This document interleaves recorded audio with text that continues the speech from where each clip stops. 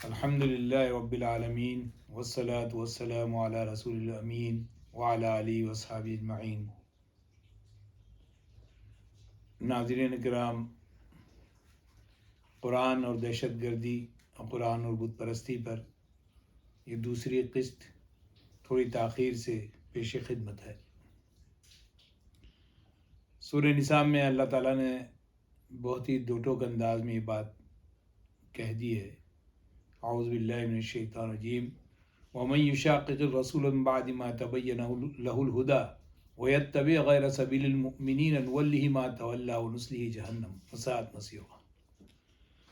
جو شخص بھی ہدایت پانے کے بعد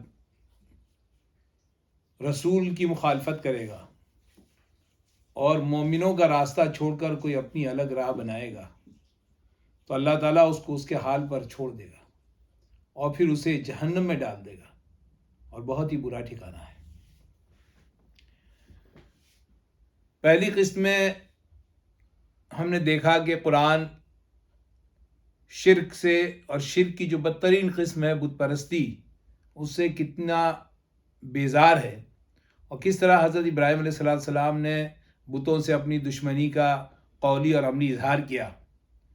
اور اللہ تعالیٰ نے فرمایا ان اللہ لا یغفر ان یشرک بہ ویغفر ما دون ذلک لمن یشاء۔ اللہ تعالیٰ جس کے لیے چاہے گا، جو گناہ چاہے گا معاف کر دے گا، لیکن شرک کو ہرگز معاف نہیں کرے گا۔ اور ہم نے یہ بھی دیکھا کہ شرک ایک کینسرس بیماری ہے، اور ہم نے دیکھا کہ یہود نے جب بچھڑے کی پوجا کی تو اللہ تعالیٰ نے ان کی معافی کو اس وقت تک قبول نہیں کیا جب تک کہ انہوں نے خود اپنے ہاتھوں سے 70,000 لوگوں کو قتل نہیں کر دیا، جنہیں بعد میں شہادت کا درجہ دیا گیا، کیونکہ انہوں نے اللہ کی مرضی کے آگے اپنا سر خم کر دیا تھا۔ قرآن مجید موجود ہے، امت مسلمہ موجود ہے، شرک کے تئیں قرآن کے احکامات موجود ہیں، پوری ہماری تاریخ موجود ہے، اس کے باوجود ہم دیکھ رہے ہیں کہ ہندوستان کے اندر بہت تیزی کے ساتھ شرک مسلمانوں کے اندر سرایت کرتا جا رہا ہے۔ پہلے صورتحال یہ تھی کہ سیاستداں کچھ مخصوص مشرکانہ عمل کرتے تھے، جس میں خاص طور سے مشرکانہ تہواروں کو موقع پر مبارکباد دینا وغیرہ شامل تھا۔ اس کو ایک عمومی مصلحت کے طور پر اپنایا گیا، علماء نے اس سے نکیر نہیں کی، اور نتیجہ یہ ہوا کہ وہ خود علماء کے اندر سرایت کر گیا۔ میں یہاں پر صرف 2-3 مثالیں دوں گا وقت کی تنگی کی وجہ سے، ورنہ اگر ڈھونڈا جائے تو ایسی بہت ساری مثالیں ملے گی۔ میرے پاس بہت سارے علماء کرام، زعماء اعظام اور ملی لوگوں کی ایسی تصاویر ہے کہ وہ بتوں کے سامنے سرنگوں ہیں، نعوذ باللہ من ذالک۔ میں اللہ کی پناہ چاہتا ہوں۔ حضرت ابراہیم علیہ السلام نے دعا کی تھی وَجْنُبْنِي وَبَنِيَّ أَن نَعْبُدَ الْأَصْنَامَ، اللہ پاک مجھے اور میری اولاد کو بچا لیجئے اس بات سے کہ ہم بتوں کی پوجا کریں۔ ایک صاحب جو کافی مشہور ہوئے، بڑے عالم گنے گئے، بڑے مفکر گنے گئے، اور کسی زمانے میں ہندوستان کی تحریک اسلامی کا بہت بڑا نام ہوا کرتے تھے،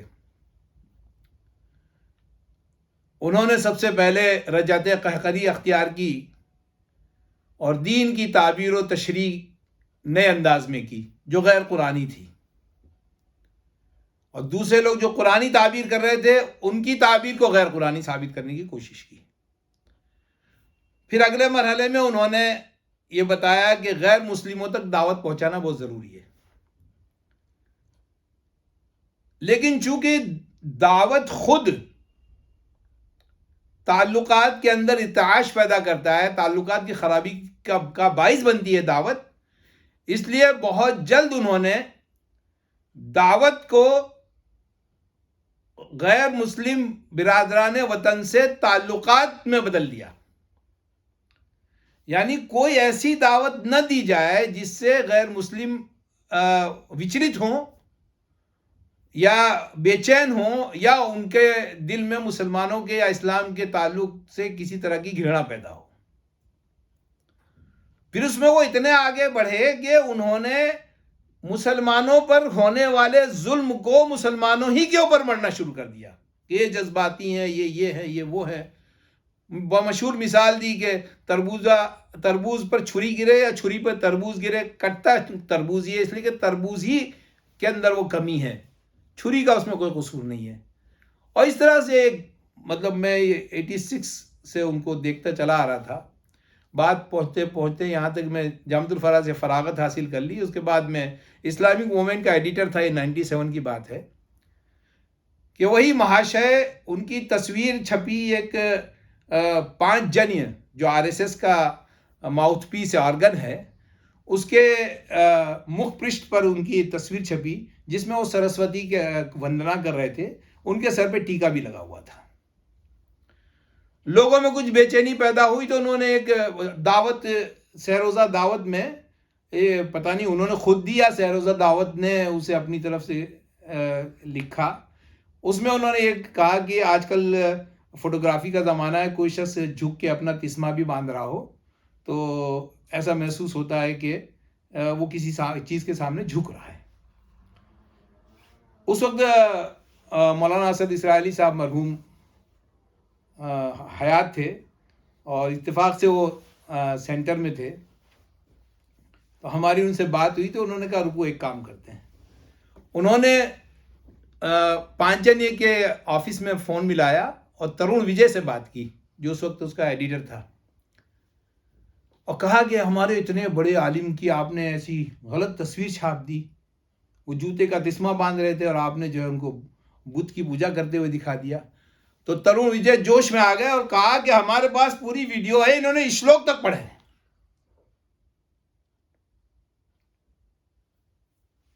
اس پر میں نے اس وقت ایک مضمون لکھا اسلامی موومنٹ میں، اور جتنے بھی دارالفتاوا ہیں سب کے پاس ایک استفتاء بھیجا کہ جو شخص کسی بت کی پرستش کرے اس کے بارے میں کیا حکم ہے. لیکن حیرت انگیز طور پر بالکل خاموشی، کسی طرف سے کوئی جواب نہیں آیا، کیونکہ بالکل خاموشی کے ساتھ یہ جو میٹھا زہر بھرا جا رہا تھا، ایک غیر اسلامی اصطلاح جو ایجاد کر لی گئی تھی برادران وطن کی، ان کو خوش کرنے کی، ان کو کسی طرح وچلت نہ کرنے کی، اس کے نتیجے میں ایک ذہن بن گیا تھا. اور وہ ذہن یہ تھا کہ ہم کسی کی تکفیر نہیں کریں گے. حالانکہ یہ وہی لوگ ہیں جنہوں نے ان لوگوں کی تکفیر کرنے میں کوئی کسر نہیں چھوڑی تھی جن کی ایک ایک بات قرآن و سنت کے مطابق تھی، لیکن سری شرک پر انہوں نے کوئی نکیر نہیں کی. اور نتیجہ یہ نکلا کہ پورے ہندوستان کا جو دانشور طبقہ ہے وہ اس کے سراب میں پھنستا چلا گیا. یہاں تک کہ ہندوستان کی جو نام نہاد تحریک اسلامی ہے، اس کی جو مرکزی قیادت ہے، اس میں سے بیشتر لوگ اس بت پرست کے مرید ہیں، آج بھی مرید ہیں. اور کسی طرح سے بھی حکومت وقت کو، اقتدار وقت کو، عوام کو ناراض نہ کرنے کی پالیسی کا نتیجہ یہ ہے کہ جامع مسجد میں انہوں نے جو ہے ان کو خوش کرنے کے لیے تالے لگا دیے ہیں.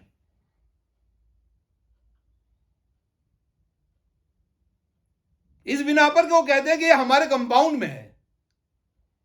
اردو اور انگریزی سے دین پڑھنے والوں کو یہ شعور نہیں ہے کہ جب کوئی مسجد جامع قرار پاتی ہے تو پھر کسی کو اختیار نہیں ہے کہ وہاں کسی کو آنے سے روکے.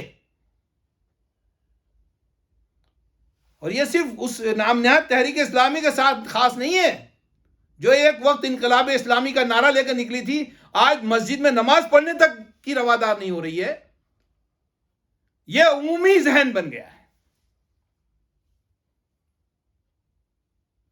اللہ تعالیٰ نے اس سے سری شرک کا ارتکاب کرایا، لیکن اس کے باوجود نہ صرف یہ کہ کسی نے فتویٰ نہیں دیا بلکہ اس کی گود میں جائے. شرک کا معاملہ ایسے ہی ہوتا ہے، یہ کینسرس ہوتا ہے. ایک دوسری مثال ابھی کی ہے، جو جتیندر تیاگی جو بن گیا ہے، اس نے ED کے دباؤ میں آ کر کے اس کو خوش کرنے کے لیے، دیکھیے کامن ڈینومینیشن کیا ہے اس میں. کامن ڈینومینیشن یہ ہے کہ ہر حال میں مقتدرہ کو عوام کو خوش رکھنا ہے. ای ڈی نے جب ان کے اوپر دبش دی تو پہلے آل فال باتیں بکی, جگہ جگہ پوجا کی. پھر انہوں نے سپریم کورٹ کے اندر یہ دائر کر دیا کہ قرآن کریم کی 26 آیات پر پابندی لگائی جائے. نعوذ باللہ. وہ 26 آیات پر پابندی تو کیا لگتی, اللہ نے اس کے دل پہ مہر مار دی اور وہ کافر ہو گیا, مرتد ہو گیا, ملعون ہو گیا. اس دنیا کے اندر ہی اس کی جہنم تیار ہو گئی. اس میں ایک دلچسپ پہلو یہ ہے کہ ہندو مذہب میں دھرمانترن کا کوئی کانسیپٹ نہیں ہے. یہودیت کی طرح ہندو مذہب بھی ایک خاندان, ایک مطلب نسلی دین ہے. برہمن کے گھر ہی برہمن پیدا ہوگا,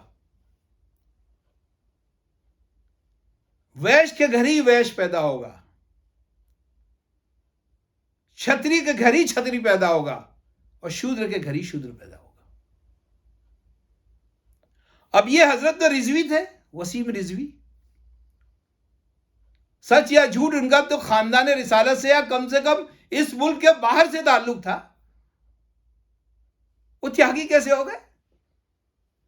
اور اگر ان کو سماننتر پدوی دینی تھی تو برہمن بناتے, لیکن ایسا ان کے یہاں کوئی کانسیپٹ ہے ہی نہیں. اسی لیے شرنک کر گئے. ہزاروں سال حکومت کرنے کے باوجود ہندو مذہب ہندوستان سے باہر نہیں نکل سکا.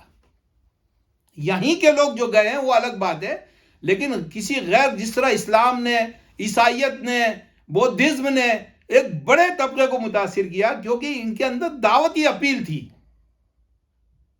یہ لوگوں کو کچھ بنیادوں کی طرف بلاتے تھے اور کچھ چیزوں کو ماننے کو اس مذہب کا حصہ قرار دیتے تھے اور نہ ماننے پہ اس مذہب سے نکال دیتے تھے. ہندو مذہب میں ایسا کوئی نہیں ہے. کوئی ہندو کتنا بھی ناستک ہو جائے اسے ہندو مت سے نہیں نکالنے کا کوئی پروویژن ہی نہیں ہے.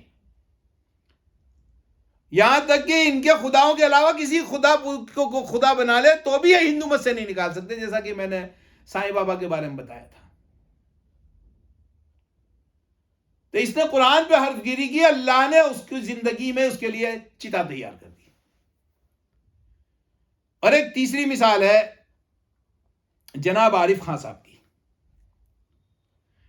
ان حضرت کے اندر بھی کامن ڈینومینیشن یہی تھا کہ اس ملک میں رہنے والے لوگ سب ایک قانون کے تحت ہوں. اور جب مسلم پرسنل لا بورڈ کا, مسلم پرسنل لا کے تعلق سے راجیو گاندھی کے زمانے میں جب ایک تحریک چلی اور بالآخر راجیو گاندھی نے اس کو مستثنا قرار دیا, تو اس وقت اس شخص نے اس کی مخالفت کی اور اس کے نتیجے میں کچھ لوگوں نے اس کو مرتد بھی کہا. لیکن یہ غیر سبیل المؤمنین اختیار کرنے کے نتیجے میں یہ شخص وہاں ٹھہرا نہیں, آگے بڑھتا چلا گیا, آگے بڑھتا چلا گیا, یہاں تک کہ اللہ تعالیٰ نے اس کو اس غلیظ گڈھے میں گرا دیا جسے ہم بت پرستی کہتے ہیں. چنانچہ آپ یوٹیوب پہ جائیے اور دیکھیے کہ سبری مالا میں کس طرح سے وہ اور اس کے بیٹے نے پوری ودھی ودھان کے ساتھ بت پرستی کی. اس پہ مسلمانوں کی طرف سے کوئی ریئیکشن نہیں آیا. کیوں نہیں آیا؟ اس لیے کہ جو قیادتیں ہیں وہ یا تو خوف زدہ ہیں یا بکی ہوئی ہیں, اور عوام بیچارے کل انعام ہیں. اچھا, ہم بھی ریئیکشن نہیں دیتے, ہم نے بھی کوئی ریئیکشن نہیں دیا تھا کیونکہ اس کو اس گڑھے میں گرنا تھا, اسے اختیار ہے. عارف خان صاحب کو اختیار ہے, اما شاکرہ ہوں اما کفورہ, ہمیں کوئی اعتراض نہیں ہے. اور یہاں کوئی اسلامی حکومت نہیں ہے کہ مرتد ہونے پر, البتہ وہ خود پڑھے لکھے ہیں, ان کو معلوم ہونا چاہیے. وہ قرآن کا جا بجا حوالہ دیتے, قرآن بھی ایک کتاب لکھی ہے قرآن اور دہشت گردی کے نام سے, تو ان کو معلوم ہونا چاہیے کہ بت پرستی کرنے کے بعد ان کا ایمان باقی نہیں رہا. تو وہ بھی جتیندر تیاگی کی طرح نریندر راٹھی ہو جائیں, کیوں عارف خان بنے ہوئے ہیں بھائی؟ آدمی کو ہپوکریٹ نہیں ہونا چاہیے. تو یہ تو ہپوکریسی ہو گئی. آپ جب بت پرستی کر رہے ہیں اور آپ قرآن کے عالم ہیں بقول خود, تو پھر آپ کو اتنا تو معلوم ہونا چاہیے کہ بت پرستی کرنے کے بعد آدمی کا ایمان نکل جاتا ہے. لیکن آپ پوری ڈھٹائی سے مسلمان بنے ہوئے, اس لیے کہ اگر آپ نریندر راٹھی بن گئے تو پھر مسلمان آپ کی کہاں سنیں گے؟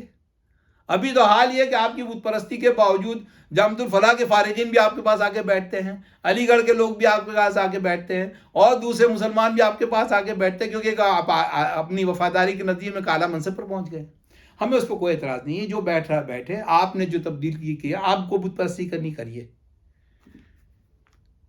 لیکن ہمیں جس بات پر اعتراض ہے وہ یہ کہ آپ قرآن کی طرف اور مسلمانوں کی طرف ان چیزوں کو منسوب کر رہے ہیں جو ان دونوں کے یہاں بالکل نہیں ہے۔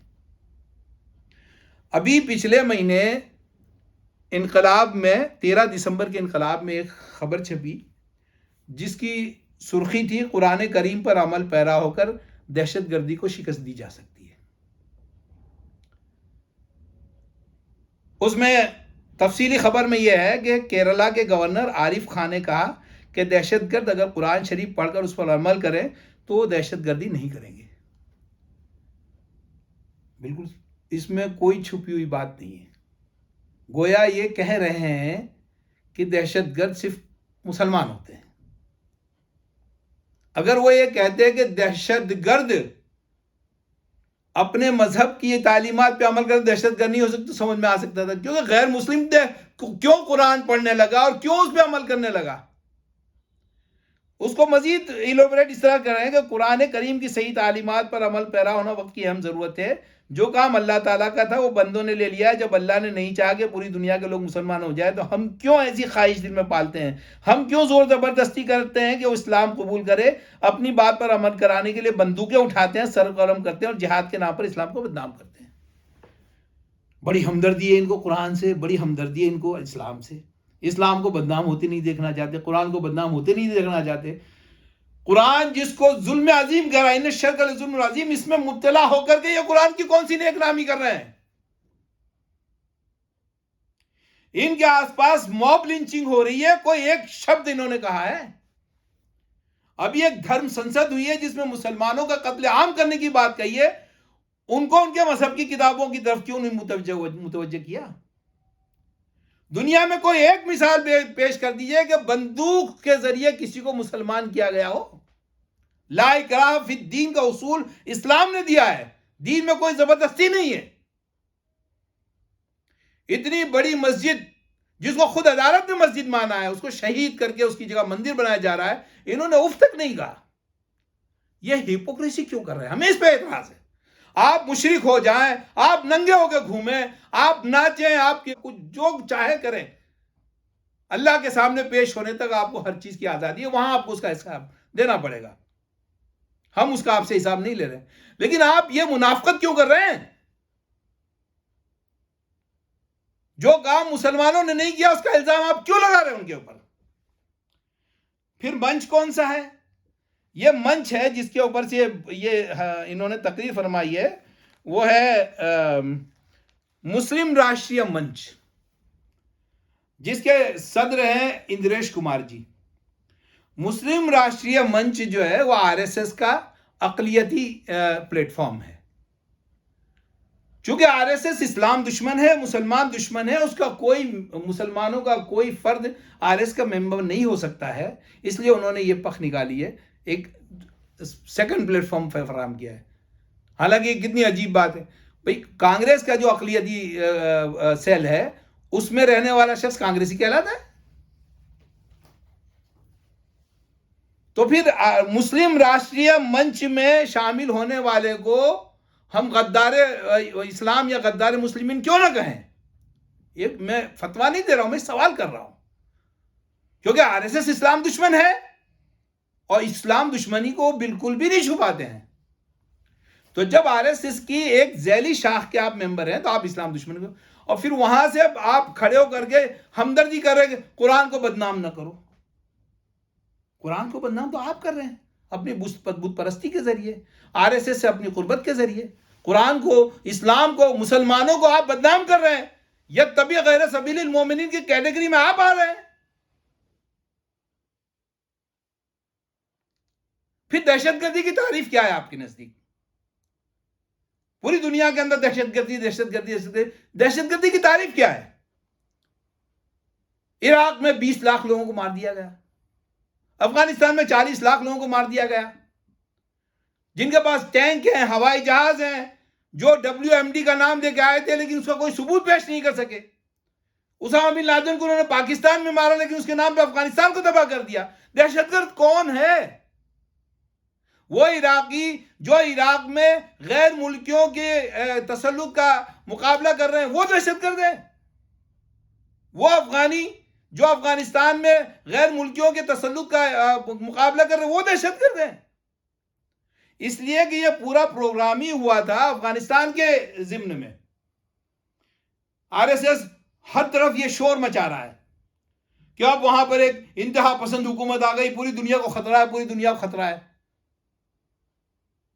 ہماری تو آج تک سمجھ میں نہیں آیا کہ وہ جو باہر سے آئے تھے، 7 سمندر پار سے آئے تھے، کیل کانٹے سے لیس تھے، وہ دہشت گرد ہیں، یا جو چھوٹی چھوٹی پائپیں لے کر کے، ہوم میڈ گنے لے کر کے ان کا مقابلہ اپنے حوصلے سے کرتے رہے اور بالآخر ان کو دھول چڑھا دی، وہ دہشت گرد ہیں. جہاد کے نام پہ تم اسلام دشمنی کا اپنا جو ہے ایجنڈا پورا کر رہے ہو.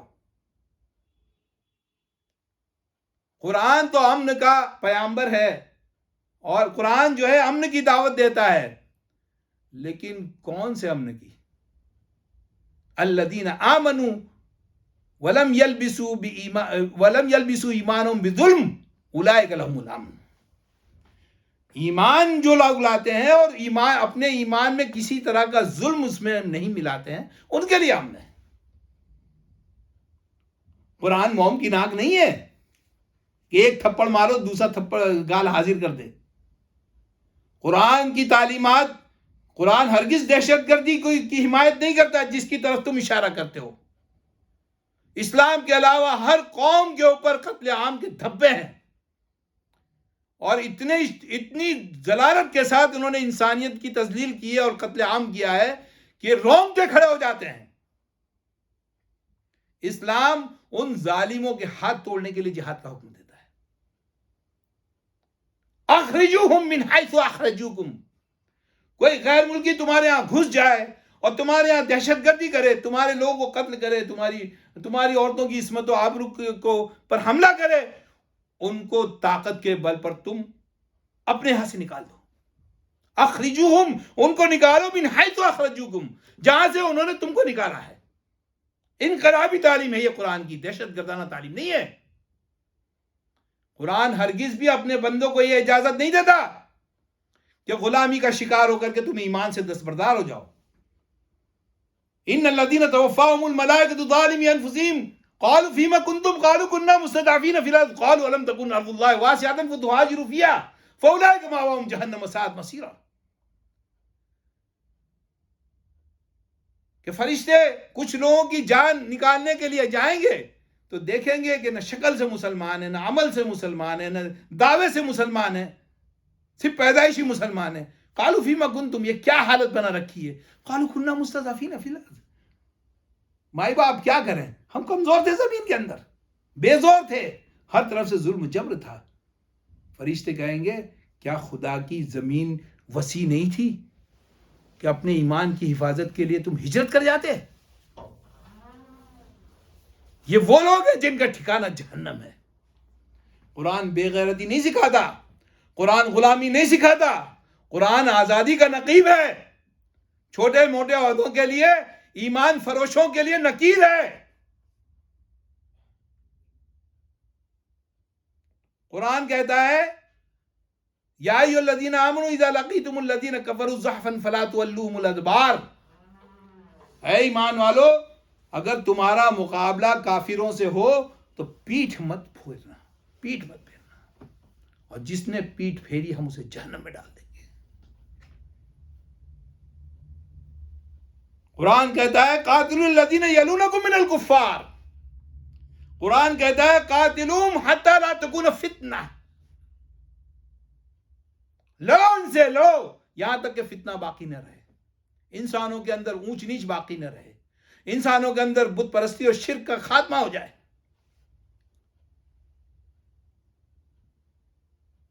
یہ جو تم ایک پخ لے کے آئے ہو کہ اللہ نہیں چاہتا تھا کہ مسلمان ہو، تم کیوں چاہتے کہ مسلمان ہو؟ ہم یوں چاہتے ہیں کہ ہمارے رسول جو انسان تھے، بشر تھے، افضل البشر تھے، ان کی خواہش یہ تھی کہ لوگوں کی کمر پکڑ پکڑ کے ان کو جہنم سے دور لے جائے. ہماری بھی یہی خواہش ہے، لیکن اس کے لیے ہم طاقت کا استعمال نہیں کرتے، ہم کنورس کرتے ہیں، ہم دعوت دیتے ہیں، ہم بحث جدال احسن کرتے ہیں، ہم ان کے شرک کی ناپاکی کو بیان کرتے ہیں، مثالوں کے ذریعے، دلیلوں کے ذریعے ان کو مجبور نہیں کرتے ہیں۔ اور یہی وہ جذبہ ہے جس نے ہندوستان کے اندر برہمنیت کے پھیلائے ہوئے جال کے درمیان 800 سال رہ کر کے بھی ایک بڑی تعداد کو اسلام کی طرف متوجہ کر لیا۔ منی شنکر نے ایک بار کہا تھا، منی شنکر ایّر جی نے ایک بار کہا تھا کہ مسلمان مغرب میں سعودی عرب سے لے کر کے پاکستان، افغانستان تک، اور مشرق میں بنگلہ دیش سے انڈونیشیا اور وہاں پورے علاقے تک ہر جگہ مسلم ممالک بن گئے، ہندوستان مسلمان نہیں بن سکا، مسلم اکثریت نہیں بن سکا۔ اس کی وجہ یہاں کے شرک کا منظم ہونا ہے۔ مسلمان سادہ لوگ اور جو کچھ زبان پہ کہا جاتا تھا اس کو سچ ماننے والے لوگ ہیں، لیکن اتنے بھی سادہ لوگ نہیں ہیں کہ ان کے اوپر قرآن کی وہ تعلیمات ٹھونسنے کی کوشش کی جائے گن کے سائے میں، جی ہاں گن کے سائے میں، جو قرآن کے بالکل خلاف ہے۔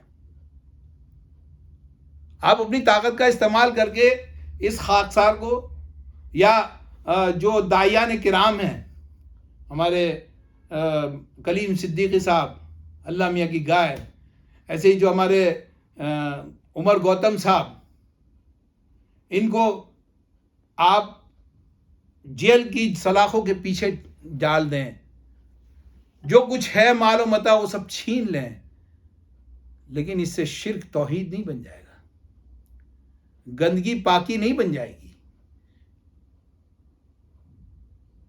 یہ تو آپ ایک احسان کر رہے ہیں ان داعیان کرام پر، ان کی پیٹھ کو مضبوط کر رہے ہیں۔ میری علماء کرام سے گزارش ہے کہ ان چیزوں کا نوٹس لیجئے، اس بت پرستی کے خلاف ابراہیم علیہ السلام، سیدنا ابراہیم علیہ السلام کی طرح ایک ننگی تلوار بن جائیے، اس کو واضح کیجئے، لوگوں کو بتائیے۔ یہ کتنی عجیب بات ہے، کتنی عجیب بات ہے کہ یورپ، امریکہ، مغربی تہذیب، جہاں عورتوں اور مردوں کا اختلاط عام ہے، اور جہاں فورنیکیشن کوئی گناہ نہیں رہ گیا ہے، وہاں بھی سب سے زیادہ طلاقیں اس وجہ سے ہوتی ہے کہ ایک پارٹنر دوسرے پارٹنر کے ساتھ چیٹ کر رہا ہے۔ ان کے اندر بھی اتنی غیرت باقی ہے، اور یہاں خدا کے ساتھ چیٹ کیا جا رہا ہے، اللہ کے ساتھ لوگوں کو شریک کیا جا رہا ہے، اور آپ کی غیرت کو کوئی ٹھیس نہیں پہنچ رہی ہے۔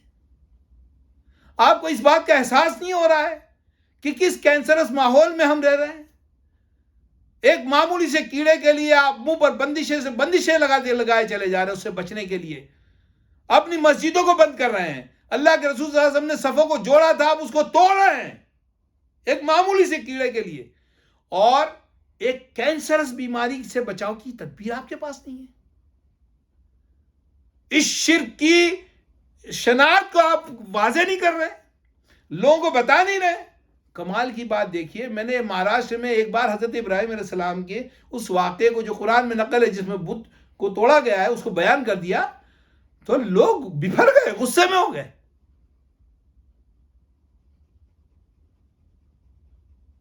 یعنی غیرت الٹی ہو گئی ہے،